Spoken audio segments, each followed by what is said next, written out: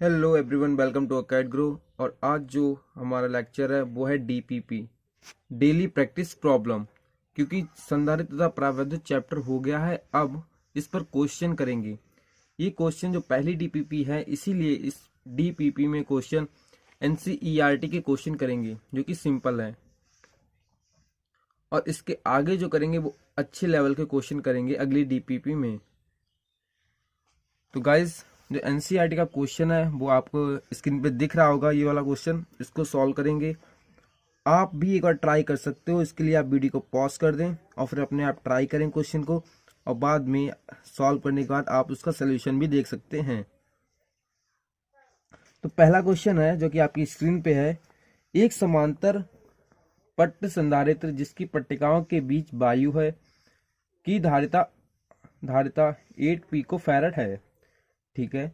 यदि पट्टिकाओं के बीच की दूरी को आधा कर दिया जाए और उनके बीच के स्थान में 6 परावैद्युतांक का एक पदार्थ भर दिया जाए तो उसकी धारिता क्या होगी। ठीक है गाइस, अब करेंगे इसका आंसर। कैसे करेंगे इसको सॉल्व? तो आंसर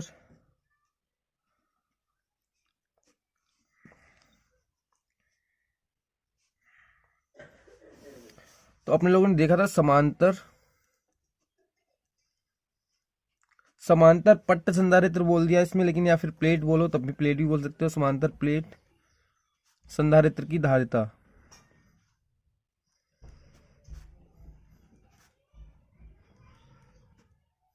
अच्छा, ये चीज दे रखी है तो दिया है, लिख दो। क्वेश्चन सॉल्व करने से पहले दिया है समांतर प्लेट संधारित्र की धारिता वायु में। तो इसको प्रदर्शित करेंगे सी नॉट से। वायु के लिए सी से धारिता को प्रदर्शित करते हैं, लेकिन वायु के लिए सी नॉट से प्रदर्शित कर देंगे, equal to epsilon not A upon D. क्योंकि इसके लिए अगर डायग्राम बना तो उन्होंने डायग्राम दे रखा है कि एक संधारित्र है जिसकी प्लेटों के बीच की दूरी मान लो डी होगी, और ये वायु में है, वायु।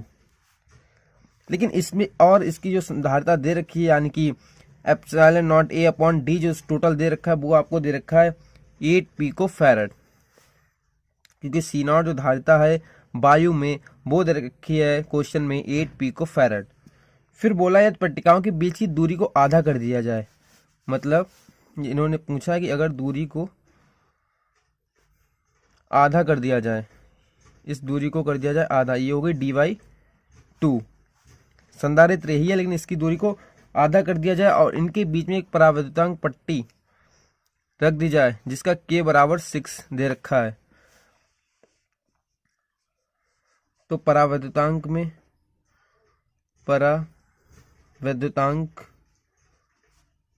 में धारिता, समीकरण 1 डाल देंगे इसके लिए। तो परावैद्युतांक में जो धारिता का सूत्र आया था वो आया था C। इसे C से प्रदर्शित कर देंगे परावैद्युतांक में K epsilon not A upon D। समीकरण 1 से epsilon not A upon D का मान रख सकते हैं 8 पिको फैरड।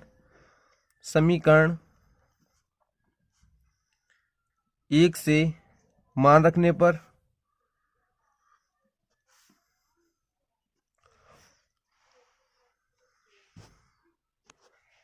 यहाँ पे C बराबर K 8 पिको फैरड। K का मान क्वेश्चन में दे रखा है, वो दे रखा है K बराबर 6। K बराबर 6 वैल्यू रखेंगे 8, और पिको का मतलब होता है 10⁻12 फैरड। तो ये 10⁻12, और फैरड क्या है? धारिता का मात्रक। तो ये हो जाएगा 8 × 48। C बराबर 48 क्रॉस 10⁻12 फैरड। ये आंसर आ जाएगा। इनका मैंने ध्यान नहीं दिया, यहाँ पे जो दूरी हो गई थी वो आधी कर दी थी, तो यहाँ पे 2 भी चलेगा, तो यहाँ पे 2 ऊपर चला जाएगा। जब 2 ऊपर चला जाएगा तो यहाँ पे 2 चल रहा होगा, 2 क्रॉस में तो ये हो जाएगा C बराबर 48 दूनी 96 क्रॉस 10⁻12 फैरड। ये हो जाएगा। क्योंकि अब जो मॉडिफाई हुआ है इसका वो दूरी, तो दूरी D से d/2 हो जाएगी। तो फॉर्मूला जब लिखेंगे तो उसमें भी दूरी d/2 लिखेंगे, तो इसलिए 2 ऊपर चला जाएगा, तो 2 क्रॉस K और epsilon not A upon D का मान रख देंगे 8 पिको फैरड, और इस तरीके से सॉल्व कर लेंगे। अगला क्वेश्चन सॉल्व करेंगे। अगला क्वेश्चन आपकी स्क्रीन पे दिख रहा होगा। क्वेश्चन है 9 पिकोफैरेड धारिता वाले 3 संधारित्रों को श्रेणी क्रम में जोड़ा गया है। संयोजन की कुल धारिता क्या है? पहला पूछा है। बी वाला पार्ट दे रखा है, यदि संयोजन को 120 वोल्ट के सप्लाई से जोड़ा जाए तो प्रत्येक संधारित्र पर क्या विभवांतर होगा? तो गाइस, इस क्वेश्चन को सॉल्व करने के लिए आप पहले पॉज कर सकते हो वीडियो और बाद में सॉल्यूशन भी देख सकते हो। तो आंसर इसका होगा, आंसर इसका होगा वो होगा 3 संधारित्र दे रखे हैं, वो श्रेणी क्रम में जुड़े हुए हैं। 3 संधारित्र और श्रेणी क्रम में जुड़े हुए हैं। इन संधारित्र की धारिताएं मान लिया C1 है, C2 है और C3 है। तीनों को मान तो दे रखे हैं जो कि दिया है।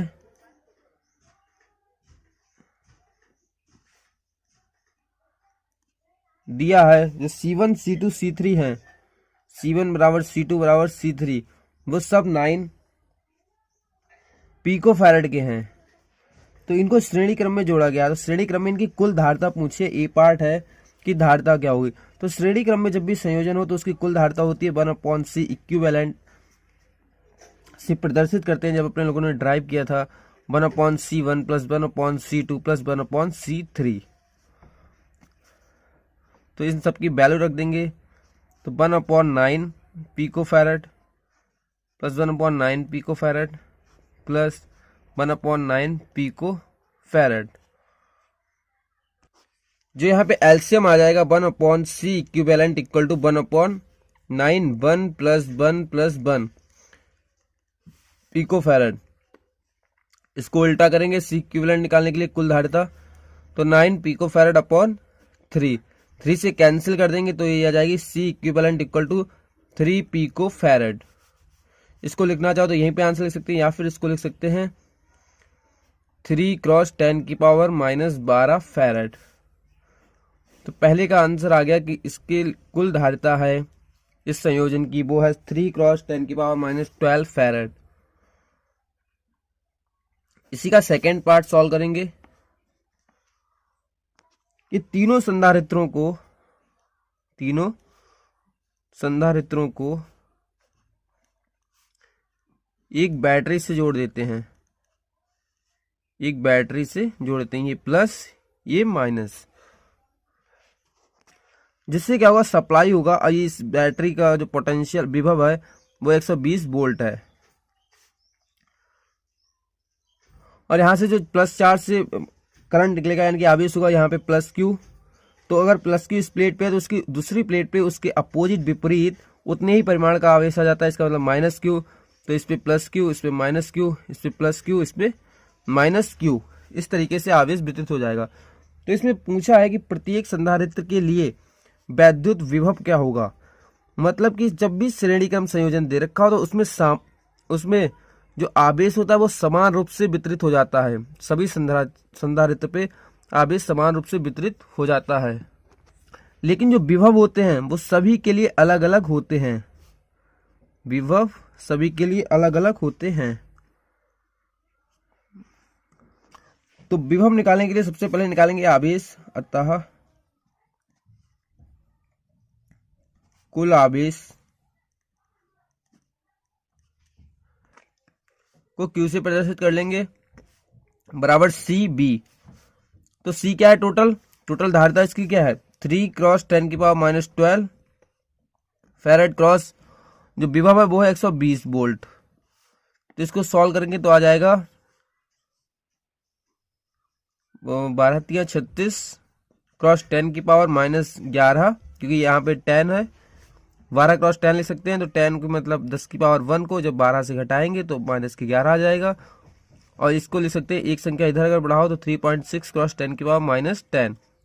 जब बड़ी संख्या को छोटा करते हैं तो संख्या ये वाली घाते हैं वो भी बड़ी हो जाती है। -11 सिद्ध हो जाएगी -10। अब निकाल सकते हैं अतः C1 धारिता इसका C1 मान लिया था, इसका C2, इसका C3।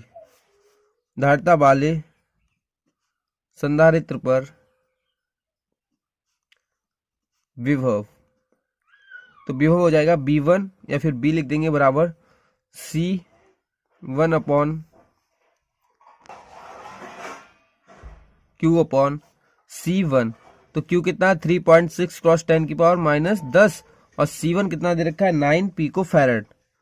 तो 9 पिको फैरेड, 9 पिको 10 की पावर -12, तो ये आ जाएगा 0.4 क्रॉस 10 की पावर 2 यानी कि 40 वोल्ट। इसी प्रकार क्योंकि इसके लिए जो धारिता दे रखी है C2 और C3 वो समान है, तो इसीलिए इन सभी के वोल्टेज भी समान होंगे। अतः C2 तथा C3 के लिए विभव वो भी समान ही होगा, B बराबर Q अपॉन C2 तथा B बराबर Q अपॉन C3। इसे B1 बोला था तो B1 लिख दो, इसे B2, इसे B3। तो B2 बराबर ये आवेश समान ही होगा 3.6 क्रॉस 10 की पावर -10 अपॉन C2 होगा, इसके लिए भी 9 क्रॉस 10 की पावर -12। तो ये आपका आ जाएगा 40 वोल्ट, 40 वोल्ट। और ये भी आ जाएगा B3 बराबर 3.6 क्रॉस 10 की पावर -10 अपॉन 9 क्रॉस 10 की पावर -12। तो B3 भी आ जाएगा 40 वोल्ट। इस तरीके से इसके आंसर निकाल सकते हैं और इसका सेकेंड पार्ट भी इस तरीके से सॉल्व होगा। वोल्टेज पूछी थी तो प्रत्येक संधारित्र के बीच में जो विभव होगा, वोल्टेज होगा, वो होगा B1 और B2 B3 40 volt 40 volt 40 volt. ऐसा इसलिए क्योंकि इनकी सभी की धारिताएं समान है। अगर अलग अलग होती तो अलग अलग विभव आते। इन सभी की धारिताएं समान है, इसीलिए इसका रिजल्ट सेम आया। अगला क्वेश्चन सॉल्व करेंगे और अगला क्वेश्चन है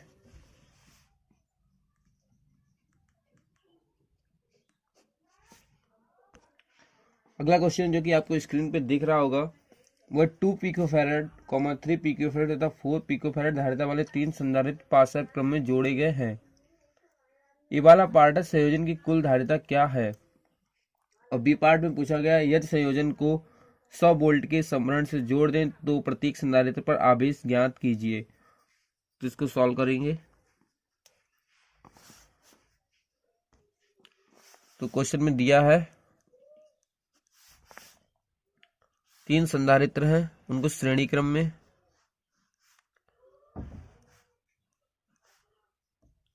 पार्श्व क्रम मतलब कि समांतर क्रम जोड़ा गया है। पहला मान लिया C1 है जो कि दे रखा है आपको 2 पिकोफैरेड, दूसरा है C2 जो दे रखा है 3 पिकोफैरेड और तीसरा है वो दे रखा है 4 पिकोफैरेड। ये दे रखे हैं। तो ये वाला पार्ट है कि इसकी कुल धारिता क्या होगी। तो कुल धारिता हो जाएगी C equivalent equal to C1 plus C2 plus C3, जो कि समांतर क्रम में अगर जुड़े हुए हों तो उसकी धारिता होती है C1 C2 C3 dot dot dot n तक। तो यहाँ पे 3 दे रखे हैं, तो C1 कितना है 2 पिकोफैरेड, C2 3 पिकोफैरेड और C3 4 पिकोफैरेड। तो ये हो जाएगा 4 और 3 7 और 7 और 2 9 पिकोफैरेड। तो कुल धारिता है 9 पिकोफैरेड। इसका सेकेंड पार्ट देखेंगे, पार्ट बी। यदि इस संयोजन को 100 वोल्ट की बैटरी से,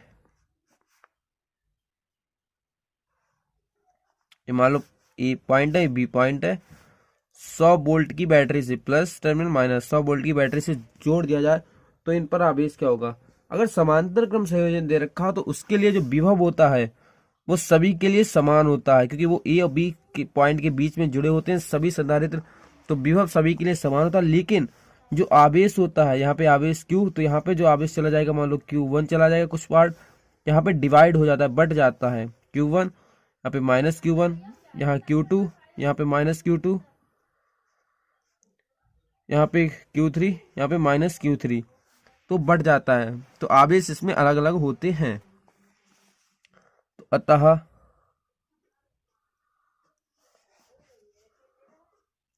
संधारित्र C1 पर आवेश, क्योंकि आवेश पूछा गया तो आवेश इस पे होगा Q1 बराबर C1B। विभव सभी के लिए समान होगा। तो C1 क्या दे रखा है आपको 2 पिकोफैरड और विभव कितना हुआ है 100 वोल्ट। तो ये हो जाएगा 2 क्रॉस 10 की पावर माइनस 12 क्रॉस 100। तो ये आपका आ जाएगा 2 क्रॉस, इसको ले सकते हैं 10 की पावर 2, तो ये आ जाएगा 10 की पावर माइनस 12 प्लस 2, इसको ले सकते हैं 2 क्रॉस 10 की पावर माइनस 10 कूलाम। आवेश का जो मात्रक होता है वो होता है कूलाम। इसी तरीके से अतः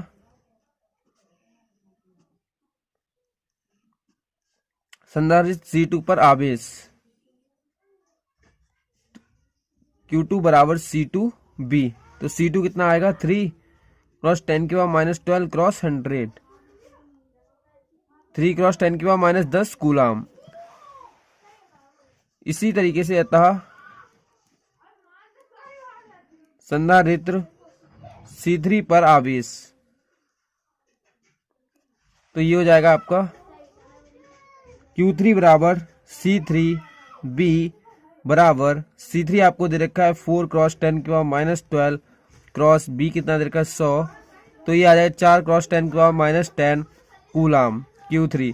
तो पहले वाले संधारित्र पर जो आवेश आया वो आया 2 क्रॉस 10 की पावर माइनस 10, दूसरे पर आया वो आया 3 क्रॉस 10 की पावर माइनस 10 और तीसरे पे आया 4 क्रॉस 10 की पावर माइनस 10। यही क्वेश्चन में पूछा गया था कि संधारित्रों पर आवेश कितना कितना है।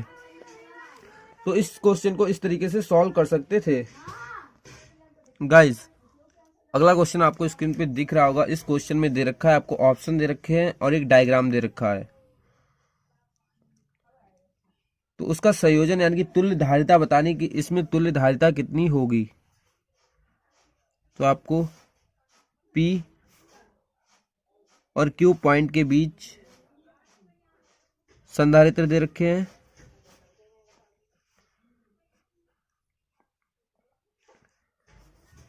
सभी के ऊपर जो आवेश है वो 1 माइक्रोफैरड है, 1 माइक्रोफैरड। और आपसे पूछा तुल्य धारिता क्या होगी। आपके ऑप्शन है 4 माइक्रोफैरड, दूसरा 3/4 माइक्रोफैरड और तीसरा 4/3 माइक्रोफैरड और चौथा 1/2 माइक्रोफैरड। तो इस क्वेश्चन को सॉल्व करेंगे और देखेंगे इसकी तुल्य धारिता कितनी होगी। तो नाम देने के लिए इसको दे देंगे, मान लो C1 है, ये C2 है, ये C3 है और ये C4 है। तो ये क्या है C1 C2 C3। देखो इस पहले वाले संधारित्र की दूसरी प्लेट दूसरे संधारित्र की पहली प्लेट से, दूसरे वाले संधारित्र की दूसरी प्लेट तीसरे वाले संधारित्र की पहली प्लेट से जुड़ी है। इसका मतलब ये संयोजन है श्रेणी क्रम संयोजन। तो इसके लिए बोल देंगे 1/C डैश बराबर 1/C1 प्लस 1/C2 1/C3। तो यहाँ पे वैल्यू पुट कर देंगे तो आएगा 1/C डैश बराबर 1/1। C1 कितना है 1 माइक्रोफैरड, C2 कितना है 1 माइक्रोफैरड और ये भी 1 माइक्रोफैरड। तो 1/C डैश यहाँ पे एलसीएम आ जाएगा 1 माइक्रोफैरड, 1 माइक्रोफैरड और ये हो जाएगा 1 + 1 + 1 बराबर 3/1 माइक्रोफैरड। तो इसको उल्टा करेंगे तो आएगा C डैश बराबर 1/3 माइक्रोफैरड। तो इनका संयोजन आ जाता है 1/3 माइक्रोफैरड। तो कहने का मतलब अगर इसे रीडायग्राम करें, अगर दोबारा इसका चित्र बनाए तो ये हो जाएगा 1 माइक्रोफैरड और यहाँ पे एक अलग आवेश लग गया C डैश 1/3 माइक्रोफैरड, जो कि एक दूसरे से समांतर क्रम में हैं। तो अतः P और Q के बीच तुल्य धारिता वो हो जाएगी, तुल्य धारिता वो हो जाएगी C डबल डैश बराबर C डैश प्लस ये आपका था C4, क्योंकि समांतर क्रम में ऐसे जोड़े थे C1 C2 C3 जिसे ड्राइव किया था। तो C डैश कितना है 1/3 माइक्रोफैरड और ये है 1 माइक्रोफैरड। तो यहाँ पे एलसीएम ले लेंगे तो ये हो जाएगा 1 + 3 अपॉन 4 माइक्रोफेरेड, तो ये हो जाएगा आपका, सॉरी 3 यहाँ पे हो जाएगा, यहाँ पे 4/3 माइक्रोफेरेड, ये आपकी हो जाएगी तुल्य धारिता। ये आपका होगा आंसर। तो ऑप्शन आपका यहाँ पे करेक्ट है ऑप्शन 3, जो कि इस क्वेश्चन में दे रखा है। तो गाइस इस चैनल पर ऐसे ही पूरी फिजिक्स को कंप्लीट कराया जाएगा, और भी सब्जेक्ट को भी। अगर आप इस चैनल पर नए हो तो चैनल को सब्सक्राइब करें और वीडियो को लाइक करें। Thank you.